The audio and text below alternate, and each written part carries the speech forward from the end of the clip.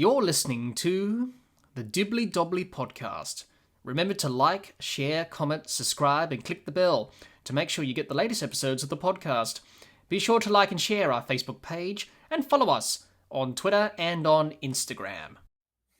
Hi everyone, welcome back to another episode of the Dibbly Dobbly Podcast. And on today's episode, we're reviewing match number 35 for the ICC T20 World Cup for 2024 between Australia and Scotland. And Australia avoided what would have been a crushing defeat to scrape over the line against a spirited Scotland team who fought hard in this match, unfortunately came up short, and also did England a favour as well and helped them to qualify for the Super 8s. There was a lot of talk about Australia manipulating the result against Scotland to knock out England and Scotland progress, but Australia were able to get the win. Therefore, Scotland were knocked out and England have qualified.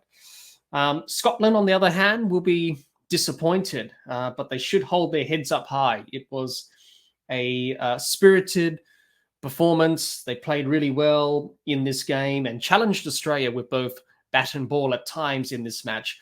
Unlucky not to go through to the Super 8s, but they played some good cricket in this T20 World Cup and they should be proud of their efforts. And they should be very happy with what they've achieved in this T20 World Cup. But this game was heavily talked about for the reasons I mentioned before. Lots happened in this game. It was a very good game of T20 cricket. It ebbed and flowed.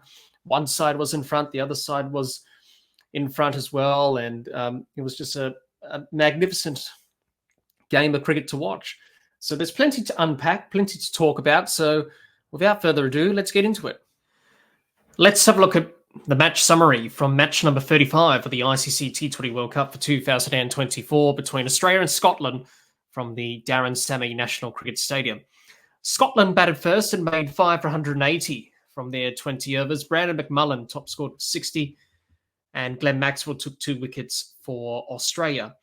Australia needed 181 runs to win. They chased down the turtle, finishing on 5 for 186 from 19.4 overs.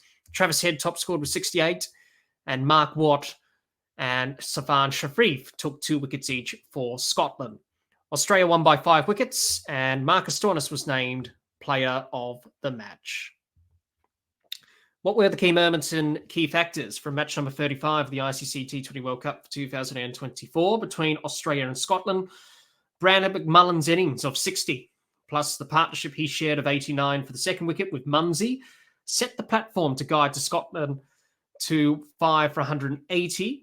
The partnership between Travis Head and Marcus Stoinis of 80 for the fourth wicket was a key partnership to change the momentum in the run chase back in Australia's favour.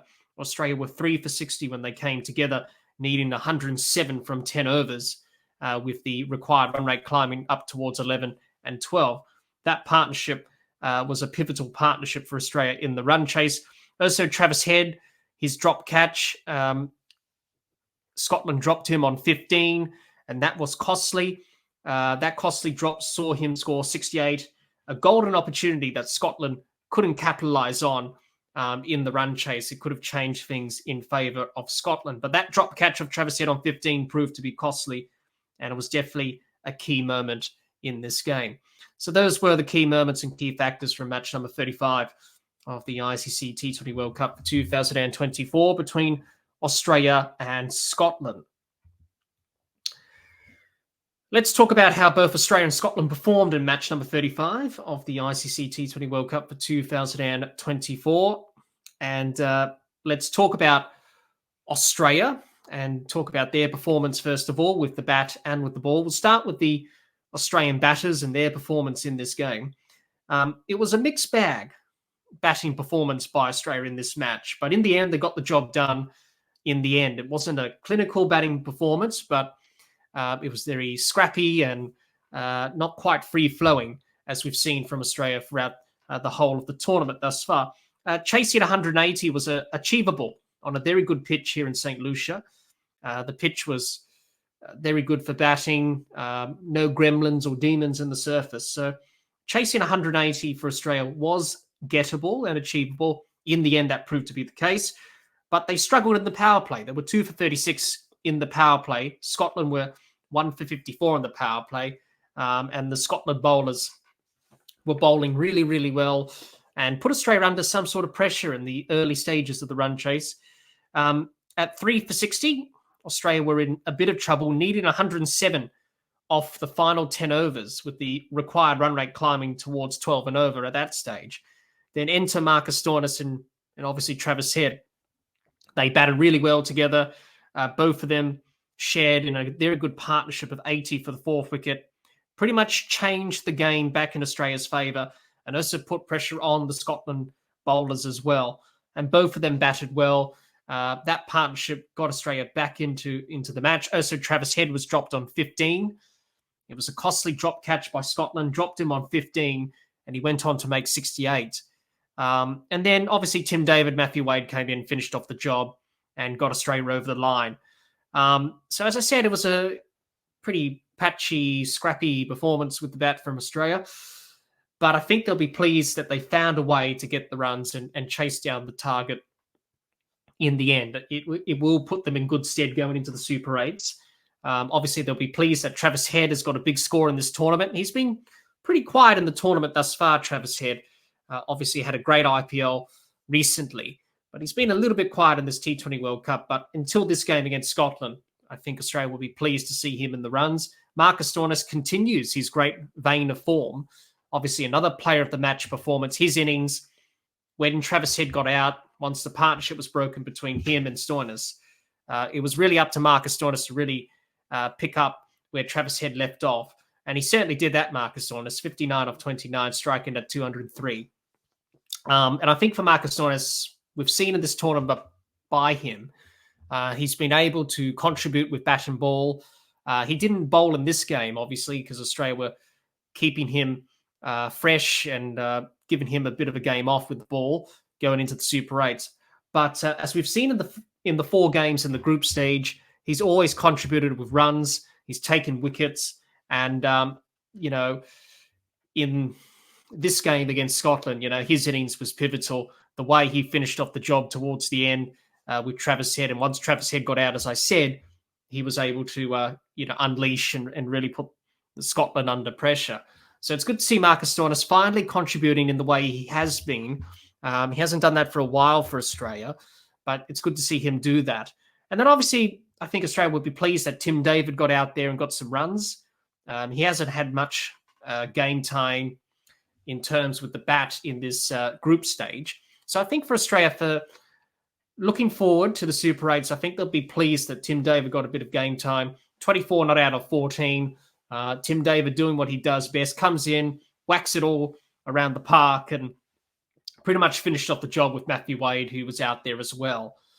So I think Australia would be pleased that Head and Stoinis are in the runs. Also, Tim David's getting some runs there as well. So I think they'll be pleased with that going forward into the Super 8s for the next part of the tournament.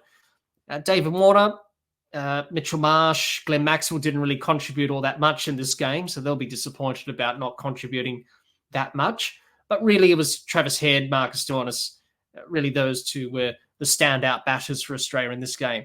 And I think it was a good thing that Australia were tested in this game against Scotland. I think it's important to be tested, important to feel that pressure, especially chasing the big score like 180, because in the Super 8s for Australia, they're in a group with India, Afghanistan and Bangladesh. They could be chasing some big scores there. So it's good for Australia to get that pressure right now in this game against Scotland to be tested going into the Super 8s. And I think they'll be pleased with a good challenge and a good test. And they were able to rise to the challenge and were able to get the job done, which they will be pleased about. And it just shows you, no matter what this Australian batting lineup is faced with in terms of, totals and targets to chase down, they do have the ability to find a way to get the job done. And we saw that in this game against Scotland. The way they just, scored the runs, put them under pressure, and really Scotland didn't execute as they would have liked with the ball. And obviously Travis Head and Marcus Stoinis made them pay and punch them. So, yeah, Australia will be pleased, but they'll also look at some areas to work on, especially against the spin. Scotland bowled some spin, obviously, with their spinners sort of tied down Australia a little bit. And obviously for Australia, knowing that in the Super 8s, they're going to be up against India, Afghanistan, who are going to bowl a lot of spin to them, especially in conditions that may be conducive to spin. So they probably need to work on that side of their batting in terms of facing the spin and being proactive against that. Other than that, pretty much they will be pleased with this challenge in this game against Scotland, and they were able to rise to the challenge. So good that the Australian batters were tested, and I think Australia will be pleased with the way that the batters found a way to win this game, because Australia at one stage were looking like probably not winning this game in terms of Scotland being on top and doing so well, but they were able to find a way. They were able to get the job done. That's the main thing. So I think the Australian batters would be pleased with how they went about things, especially Travis Head and Marcus Stoinis. So that's the Australian batting group. Let's talk about the bowling group and their performance in this match for Australia. It was a bit of a mixed performance with the ball from Australia. Obviously, no Pat Cummins, no Josh Hazlewood. They were rested. So Australia really had a different bowling attack. They really had five options, really. Obviously, three spinners in Ashton Agar, Adam Zampa, Glenn Maxwell. And then they had two quicks in Stark and Ellis. Marcus Stoinis didn't bowl in this game because Australia were probably resting him from bowling duties, which is fair enough. Obviously, Mitchell Marsh is not bowling because he's coming back from that hamstring injury that he sustained in the IPL recently. So I think for Australia, it was a mixed performance, mainly just to, obviously rest Cummins and Hazlewood, which is understandable going into the Super 8s. They're your top bowlers along with Stark and obviously Adam Zampa. But they wanted to get some game time into Ashton Agar, who didn't play a game up until this point. He took the first wicket of the innings, which was in the first over. But to be fair, it was a pretty good pitch in St. Lucia. The Australian bowlers struggled early on. Scotland got away. They set a good foundation. The partnership that McMullen had with Munsey, which was 89 for the second wicket, got Scotland off to a good start, and Australia were able to sort of peg it back towards the end. So they didn't bowl well at the start, Australia, but they started to get it together towards the end of the innings, where they started to just put the screws on Scotland a little bit, and were able to keep it down to a total that looked like that Scotland were probably going to get 200 to 180 was not a bad result in the end. But as I said, it was a different bowling attack. Obviously, Mitchell Marsh didn't have many options. He had to bowl the five bowlers, obviously. Three spinners, of course, on a pitch that didn't turn as much in St. Lucia. You have three spinners in the attack. Of course, they're going to go for some runs. And, Maxwell bowled some full tosses and he was dispatched. Same with Ashton Agar and same with Adam Zampa on a pitch that didn't really help them. And then obviously you have two quicks in Stark and Ellis, who you don't want to use up because obviously you don't have another seam option because Marcus Stoinis didn't bowl and obviously Mitchell Marsh can't bowl. So it was a different attack, as I said, for Australia. Also for Australia, a couple of drop catches as well in the fielding performance. A couple of them of note. Mitchell Marsh dropped Brandon McMullen on 17. He went on to make 60-odd. And then Travis Head dropped George Munsey on 1, on 2, I think. Yeah. And he went on to make a good score himself and obviously shared in that partnership with McMullen, which got Scotland off to a good start and set the foundation for them in their batting innings to get to that score of 180. So Australia will look at that and say, yeah, we can tidy up in the field a little bit there. So the bowling attack, look, really Australia were just resting their bowlers. That was to be expected, that we're going to rest Cummins and Hazlewood and then give Agar a go and try different options. But in this game, it would have been nice to have other extra options with the ball. But with Marsh and Stoinis not bowling in this game, Australia just had to stick with the five bowlers. And, Scotland sort of got used to that as the innings progressed. But other than that, I think the Australian bowlers, they keep picking up wickets, which is a good thing, I suppose. Going into the Super 8s, good to see Nathan Ellis pick up wickets. Same with Glenn Maxwell with the ball. He picked up 2. Mitchell Starc didn't pick up any wickets. And Adam Zampa picked up a wicket as well. So as long as the bowlers are picking up wickets and adapting to different sorts of conditions and different situations, I think Australia would be pretty happy with that. But in this game, the pitch was pretty good. Both bowling and attacks did go for runs. And that's just the way it is on a flat deck. But come the Super 8s, Australia will definitely have Cummins and Hazelwood back, and it will be, a different attack to the attack that we saw in this game. But as I said, really, the game didn't really have much importance for Australia because they already qualified. It was just about resting players and doing that usual thing, which is fair enough. But overall, the bowling performance was a little bit mixed, but at the end of the day, they were able to keep Scotland down to 180. And Scotland probably missed out on getting a score of 200. But the overall performance by Australia in this game was, as expected.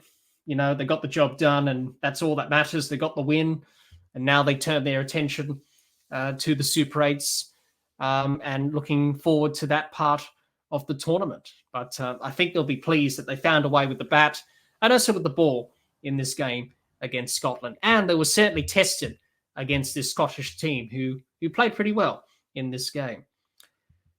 We move on and talk about Scotland and their performance in this match with bat and ball. We'll start with the batting group for Scotland and talk about their performance in the match. And I thought Scotland's batting was pretty good. Getting to 180, only for 5 wickets down, showed that they batted really well on this good surface in St. Lucia.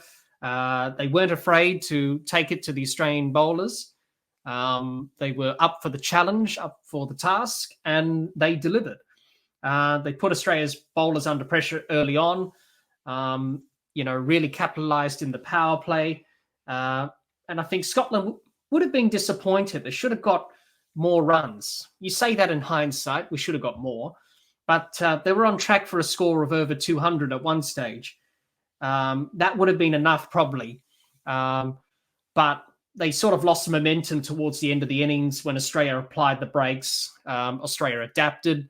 They bowled differently to what they did up front. And Scotland sort of lost that momentum as the innings drew to a close. But, Brandon McMullen, good innings from him. 60 off 34 was good. He was dropped on 17 by Mitchell Marsh, and he went on to make 60. Good contribution from him. He batted well. I thought he played some very good shots and really took it to the Australian bowlers. Also, the partnership he shared with Munsey of 89 for the second wicket set the tone and the foundation for Scotland to get to that score of 180. Also, good contribution by the captain, Richie Berrington, as well. Contributed to Scotland getting to that score of 180. Scotland, they've batted well in this T20 World Cup. We saw in the game against England in that rain-affected match, they were 90 for none after 10 overs. So they've really performed well with the bat throughout this whole tournament, Scotland. Even in the game against Oman and Namibia, they batted really well against those teams as well. And certainly the challenge against Australia, they were up for it, and they were able to get through and post a very competitive score. I think many people would have thought, well, up against Australia's a bowling attack, it could have been a lot worse, but it wasn't. It was a pretty good spirited batting performance by Scotland. But as I said, they'll be disappointed. They should have got probably 200 in the end. They were on track for 200. But unfortunately, Australia were able to put the screws on and, sort of peg Scotland back a little bit. But the batting performance from Scotland overall was really good in this game. Let's move on, talk about the bowlers for Scotland and their performance in this match. And I thought Scotland bowled well. They started well with the ball, kept Australia under pressure, applied the scoreboard pressure as well, looked like defending the 180. They were able to, pick up wickets at crucial times. They were able to break the big partnership between Travis Head and Marcus Stoinis. There was sort of a twist and a turn in the match as the match progressed towards its climax. And they were able to, stay in the game and under those moments where Travis Head and Marcus Stoinis were going off in that partnership. They were able to get those two out, but already the damage was already done, and Tim David finished it off in style. The bowlers at times crumbled for Scotland. They didn't quite execute their skills in certain patches of their bowling effort. Too many boundary balls, too many poor deliveries that Australia were able to capitalise on. If they kept their composure and they kept the pressure on Australia, they could have done it. They could have defended 180. Also, the drop catch of Travis Head on 15 proved to be costly as well. Went on to score 68 in the partnership with Stoinis of 80 for the fourth wicket. That was pretty much a key moment in the match that Scotland should have capitalised on. Unfortunately, they didn't. So that didn't help either. But I think Scotland's bowlers will take a lot from this game. They really tested Australia. They were able to test them, put them under some sort of pressure, and Australia just didn't know how to break free in the early stages of the run chase. And Scotland's bowlers did a very good job up front. But towards the back end, once Head and Stoinis got in, the partnership developed and, the pressure was turned back on Scotland. So they've got plenty to learn, Scotland, from this bowling performance and how to go about it. I think it's a good thing for them to really be exposed to this sort of pressure. When you're playing the best teams in the world, you're going to be put under pressure like they were in this bowling performance. And you've got to learn how to deal with that a lot better. So definitely they'll learn a lot from that, Scotland. But overall, the bowling performance was okay up front, but towards the end, it sort of slipped away a little bit. And the team performance overall was pretty good. They were spirited. They were up for the challenge. They weren't backing down. They gave it a good go. They've played some really good cricket in this T20 World Cup. Unfortunately, unlucky not to go through to the Super 8s. They deserved an opportunity to be there. But I think for Scotland, I think they'll take a lot out of this game against Australia, knowing that we can compete against the world's best teams in the world. And we can also, play some good cricket and really challenge these teams. And we've certainly seen that throughout this T20 World Cup by all the associate countries at different points of this tournament. So I think for Scotland, they'll be pleased about their performance. They'll be disappointed that they couldn't get the win, but I think they should hold their heads up high. They've played some really good cricket in this tournament. Final thoughts to finish off our review of Australia and Scotland. It was a scrappy performance with both bat and ball from Australia in this game against Scotland, but they managed to get the job done and finish the group stage undefeated and with an unbeaten record, and also helped England to qualify for the Super 8s as well in the process. Australia will now turn their attention to the Super 8s in a few days' time, where they will be playing India, Afghanistan and Bangladesh in Group 1 of the Super 8s. And Australia will be turning their focus to that phase of the tournament as we enter the business end of the tournament. So Australia will definitely learn a lot from this game against Scotland going into the Super 8s, which is a good thing. They were tested, they were challenged. It wasn't a dominant performance, it was a scrappy performance, but they managed to get the job done. And for Australia, they were able to find a way to win where it seemed like Scotland were going to take this game home. On the other hand, for Scotland, they will be disappointed to lose this match and to be eliminated and not to be progressing to the Super 8s, because I thought they thoroughly deserved a spot in the Super 8s. But they should be proud of their efforts in this T20 World Cup. They played well in the games against Oman and Namibia.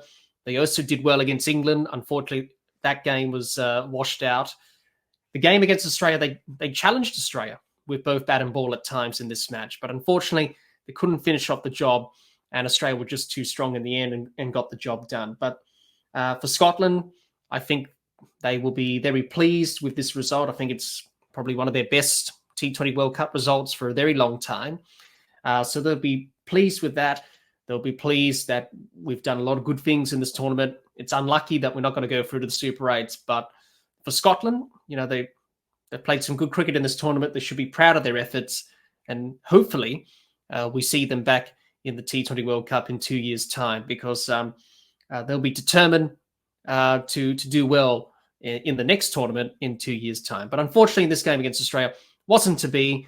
But let's hope they come back firing in the next T20 World Cup, and let's hope they can progress to the next round in that tournament. But for Scotland, they should be proud of their efforts, and they played some really good cricket. Thanks, everyone, for listening to our review of match number 35 at the ICC T20 World Cup for 2024 between Australia and Scotland. If you're watching or listening to this episode of the podcast on our YouTube channel, let us know your thoughts on match number 35 of the ICC T20 World Cup for 2024 between Australia and Scotland in the comments. We would love to hear what you have to say. Thanks for watching and listening. Until next time, keep safe and bye for now.